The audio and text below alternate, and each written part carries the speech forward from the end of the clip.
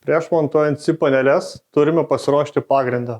Pagrindui paruošti naudojame medinius bruselius 5x5 ir per vidurį naudojame polistirolą, kad būtų sumažinamas šalčio tiltas. Reiktų atkreipti dėmesį, kad montuojant bruselį nuo krašto reikėtų palikti 12 mm tarpą, kad vėliau montuojant SIP panelę kraštas užsileistų ant pagrindo.